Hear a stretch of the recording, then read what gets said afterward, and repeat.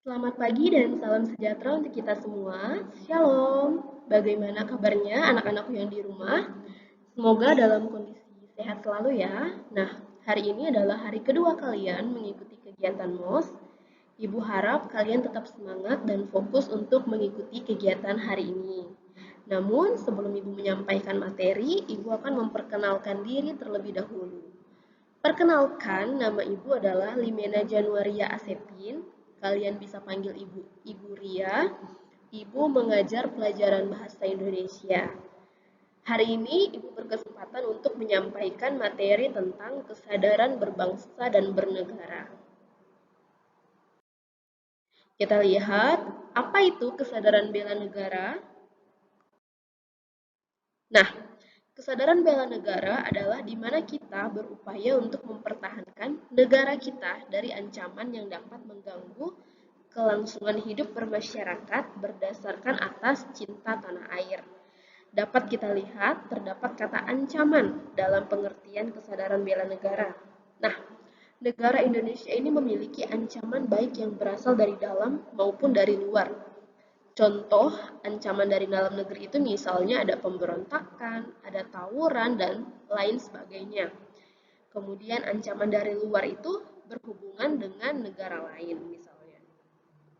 Oleh karena itu, karena adanya ancaman yang mengakibatkan gangguan stabilitas negara Indonesia, maka kita sebagai warga negara Indonesia yang baik itu harus siap untuk membela negara.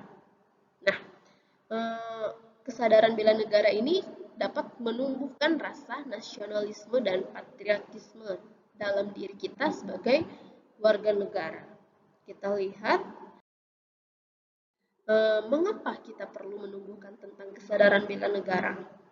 Itu ada 3 poin penting. Yang pertama itu adalah mempunyai rasa hormat terhadap 4 landasan wawasan kebangsaan. Mempunyai rasa hormat. Nah, 4 landasan wawasan kebangsaan ini Ibu yakin kalian pasti pernah dengar. Itu landasan wawasan kebangsaan yang pertama itu adalah Pancasila. Pancasila sebagai dasar negara Republik Indonesia. Pancasila itu pasti Ibu tahu, Ibu yakin kalian hafal, kalian tahu isi dari Pancasila itu ada 5 sila yang memiliki fungsi sebagai berikut. Nah, fungsi Pancasila yang pertama itu adalah sebagai pedoman hidup. Jadi di sini Pancasila itu berperan sebagai dasar dari setiap pandangan di Indonesia, kemudian menjadi sebuah pedoman dalam mengambil keputusan. Pancasila ini menjadi dasar untuk mengambil keputusan. Kemudian fungsi yang kedua itu adalah Pancasila sebagai jiwa bangsa. Jadi maksudnya itu adalah Pancasila ini harus menjadi jiwa dari bangsa Indonesia. Pancasila ini sebagai jiwa bangsa ini harus terwujud dalam setiap lembaga ataupun organisasi yang ada di Indonesia. Kita lihat fungsi yang ketiga itu adalah Pancasila sebagai kepribadian bangsa. Nah, kepribadian bangsa Indonesia ini sangat penting. Pancasila sebagai kepribadian bangsa ini maksudnya adalah Pancasila sebagai identitas bangsa Indonesia itu sendiri. Kemudian fungsi yang keempat ada Pancasila sebagai sumber hukum. Nah, Pancasila sebagai sumber hukum ini merupakan bagian dari segala hukum yang berlaku di Indonesia. Atau dengan kata lain itu Pancasila sebagai dasar negara tidak boleh ada satupun peraturan yang bertentangan dengan Pancasila. Jadi tidak boleh ada peraturan yang bertentangan dengan Pancasila itu sendiri. Kemudian fungsi yang kelima itu adalah Pancasila sebagai cita-cita bangsa. Nah, Pancasila sebagai cita-cita bangsa ini dibuat untuk menjadi tujuan negara dan cita-cita negara Indonesia. Kemudian Pancasila ini terdiri dari 5 sila, udah Ibu singgung. Yang pertama itu adalah sila yang pertama itu ketuhanan yang Maha Esa. Maknanya adalah Indonesia menyatakan kepercayaan dan ketakwaan terhadap Tuhan yang Maha Esa. Kemudian kita sebagai warga negara Indonesia ini berhak untuk memilih agama dan kepercayaan kita masing-masing. Kemudian sila yang kedua itu berbunyi kemanusiaan yang adil dan beradab. Nah, kemanusiaan yang adil dan beradab ini bermakna bahwa pada hakikatnya manusia ataupun warga Indonesia harus diakui dan diperlakukan sesuai dengan harkat dan martabatnya sebagai makhluk Tuhan yang Maha Esa yang sama derajatnya. Jadi tidak berbeda ya. Yang sama hak dan kewajiban asasinya itu tanpa membeda-bedakan suku, tanpa membeda-bedakan keturunan, agama, jenis kelamin, kedudukan sosial, warna kulit, dan sebagainya. Jadi di sini itu perlu dikembangkan sikap saling mencintai sesama manusia. Maksudnya itu menghormati, menghargai, sikap toleransi, sikap tenggang rasa antara satu sama yang lainnya.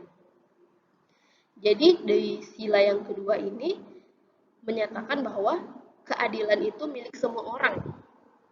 Jadi tidak ada perbedaan suku, ras, bahkan agama yang harus menjadi kekuatan tentang adanya bangsa ini berdiri seperti itu.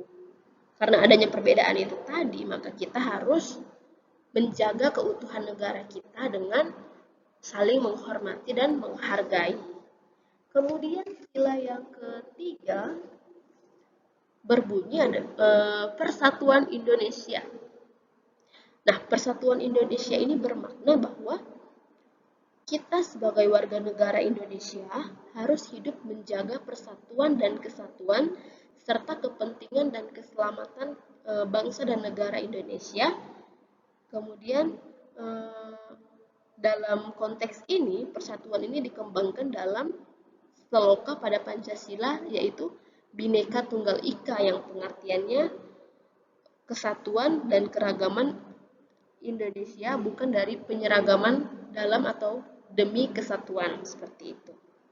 Kemudian sila yang keempat itu berbunyi kerakyatan yang dipimpin oleh hikmat kebijaksanaan dalam permusyawaratan perwakilan.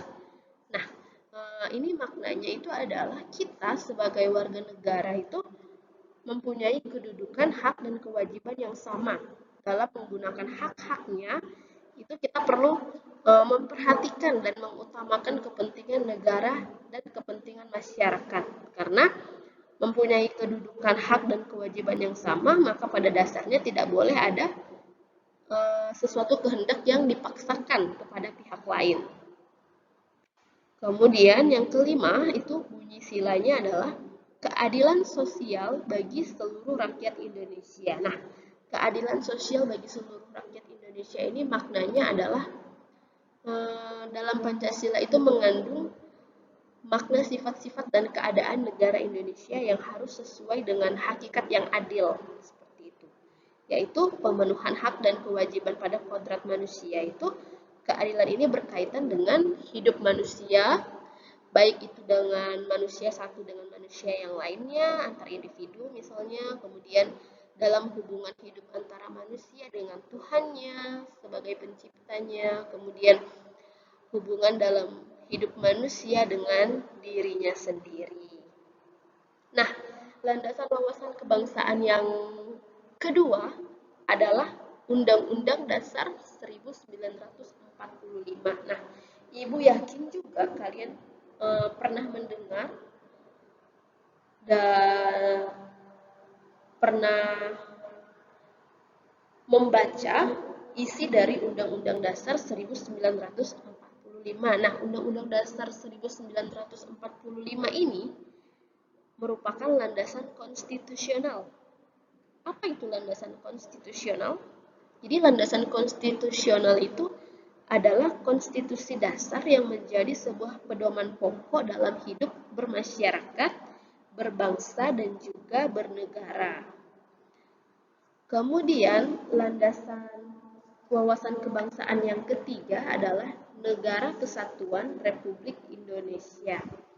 Jadi bentuk negara yang dianut oleh Indonesia sejak proklamasi kemerdekaan Republik Indonesia tanggal 17 Agustus 1945 itu adalah kesatuan.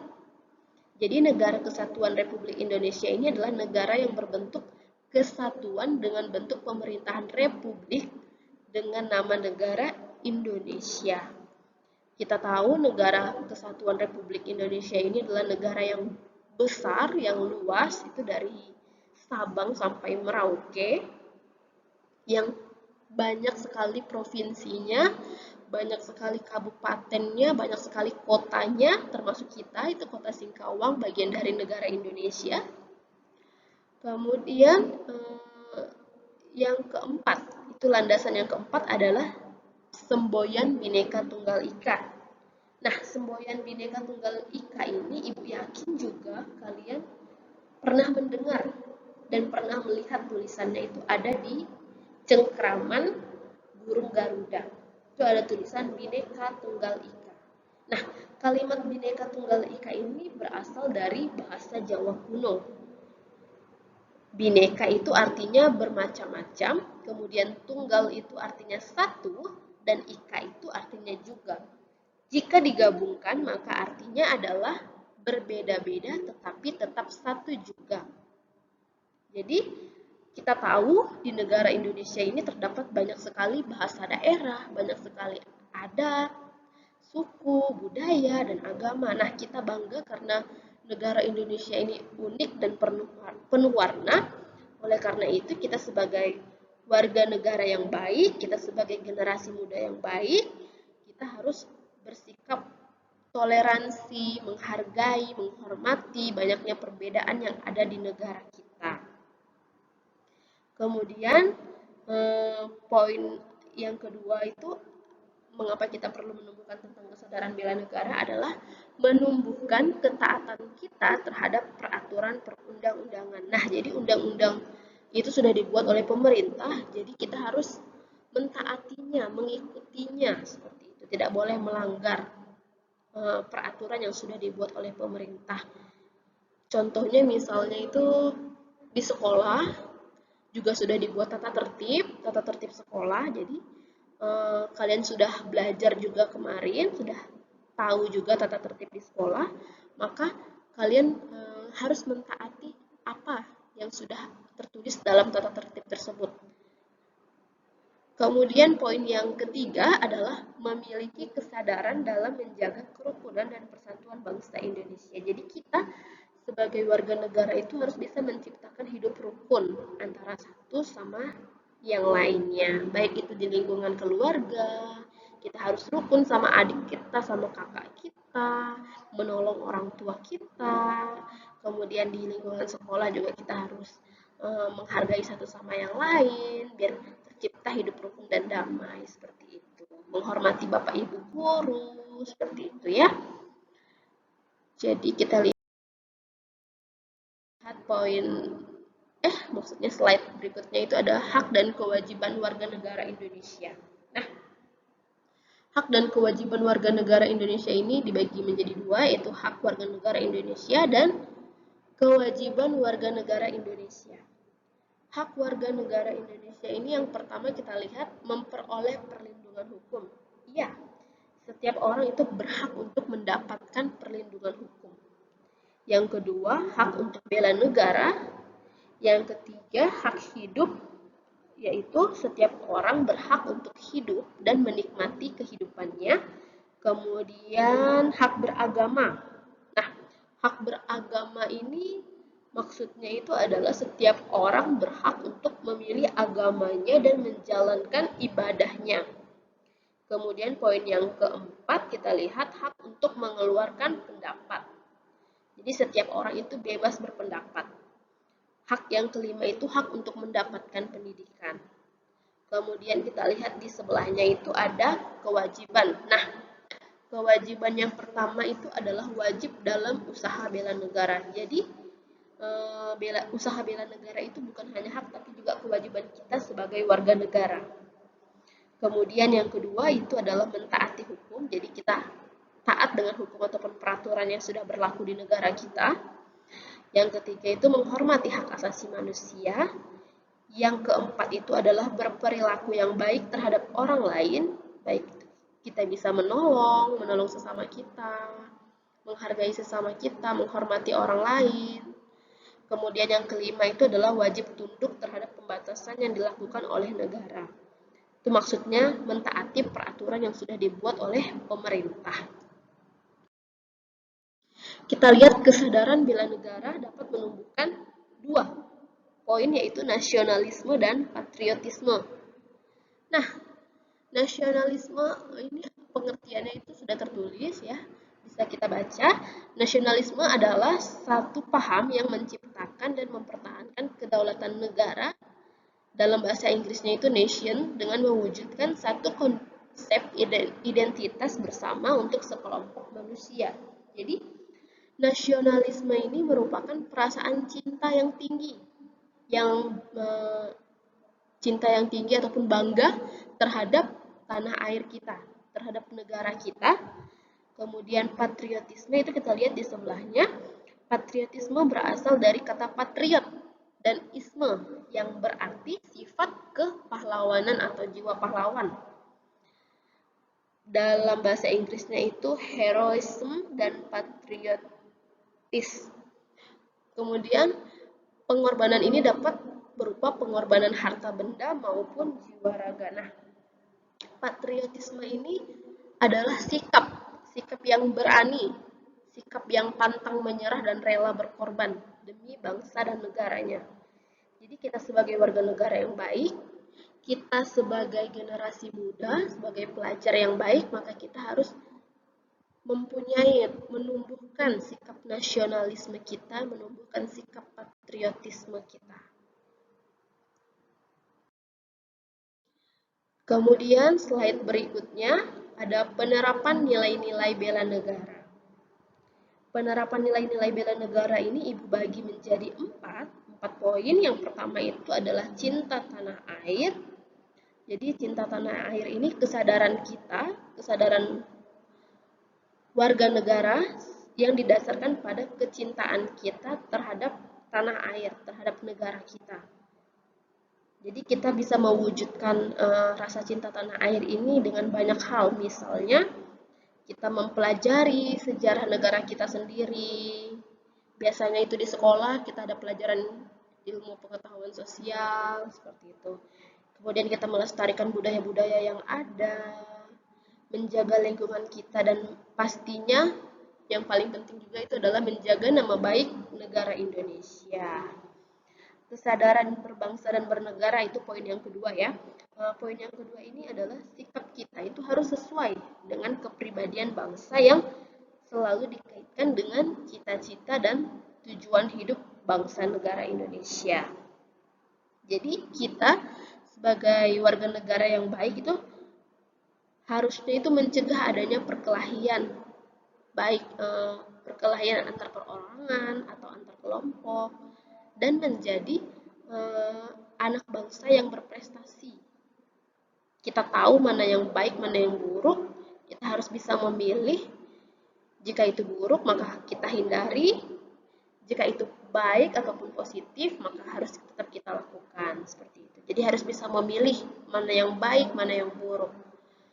Kemudian poin yang ketiga itu adalah rela berkorban untuk bangsa dan negara. Nah, rela berkorban untuk bangsa dan negara ini harus kita ciptakan dalam diri kita, dalam setiap kita sebagai generasi muda seperti itu. Kemudian poin yang keempat itu adalah memiliki kemampuan bela negara. Jadi kesadaran bela negara ini dapat diwujudkan itu dengan cara mengamankan lingkungan sekitar kita menjadi aman seperti itu ya. Misalnya dalam lingkungan masyarakat itu biasanya ada sistem siskamling seperti itu. Jadi menjaga lingkungan sekitar yang tugasnya itu meronda biasanya setiap malam, dan juga harus setiap malam misalnya kita harus menjaga tetap lingkungan kita itu agar tetap aman. Kemudian kita bisa membantu korban bencana, kemudian kita bisa menjaga kebersihan, minimal membersihkan tempat tinggal kita, membersihkan lingkungan sekolah kita, lingkungan kelas kita. Kita harus tetap selalu menjaga kebersihan dimanapun kita berada. Nah, Kita lihat di slide berikutnya adalah sikap yang diperlukan dalam bela negara. Itu ada 6 sikap. Yang pertama itu ada tanggung jawab. Tanggung jawab ini kita sebagai generasi muda harus mempunyai tanggung jawab yang besar terhadap diri sendiri, orang lain, bahkan bangsa dan negara kita. Jadi ketika kita diberi tugas ataupun amanah, maka kita harus bertanggung jawab untuk melaksanakannya ataupun mengerjakannya. Misalnya, jika kalian diberi tugas oleh guru kalian, kalian harus mengerjakannya karena itu merupakan tanggung jawab kalian sebagai seorang pelajar. Kemudian yang kedua itu adalah rela berkorban. Nah, ketika kita mendapatkan tugas atau amanah, maka kita harus melaksanakannya itu dengan rela berkorban. Yang ketiga itu adalah cinta tanah air. Kemudian, jika kita mau membela negara kita, maka kita harus menumbuhkan rasa cinta tanah air. Yang keempat itu ada pantang menyerah. Jadi sebagai generasi muda kita tidak boleh pantang menyerah dan harus tetap semangat.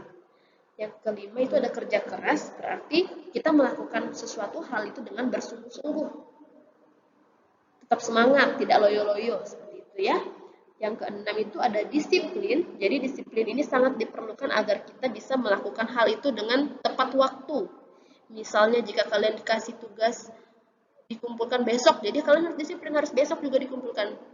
Tidak boleh menunda-nunda, Bu, saya belum mengerjakan tugas. Boleh tidak saya kumpulkan lusa? Tidak boleh seperti itu. Berarti kalian belum ada sikap disiplin. Kemudian slide berikutnya itu ada bentuk kesadaran berbangsa dan bernegara bagi pelajar. Itu ada 6.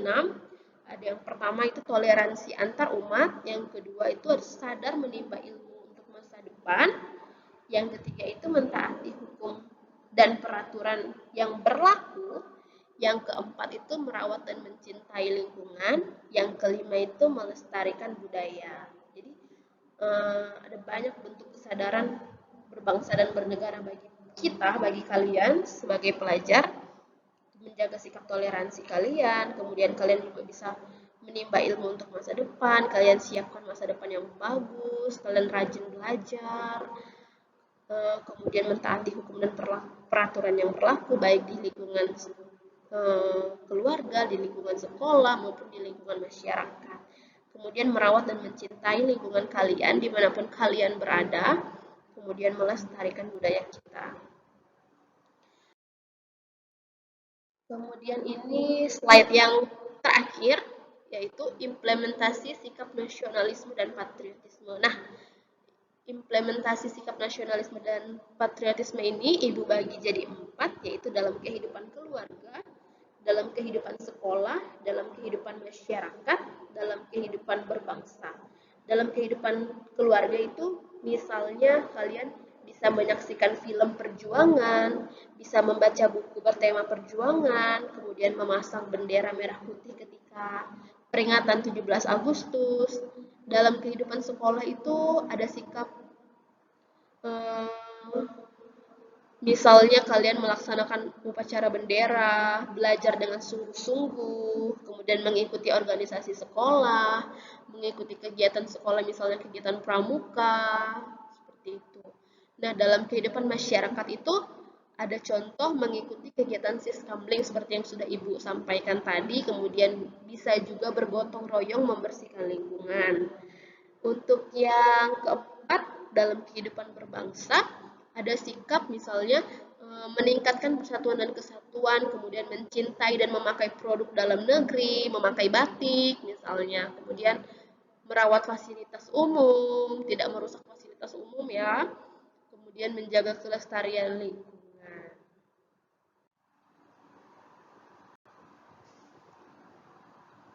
Nah, dari materi yang Ibu sampaikan tadi tentang kesadaran berbangsa dan bernegara, Ibu berpesan, jadilah generasi muda yang tangguh untuk membangun negara Indonesia yang jaya. Jadi, tetap jaga kesehatan kalian, tetap mengikuti protokol kesehatan, memakai masker, kemudian menjaga jarak, mencuci tangan di air yang mengalir, dan salam sehat selalu untuk anak-anak di rumah. Semoga kita bisa segera bertemu kembali. Terima kasih.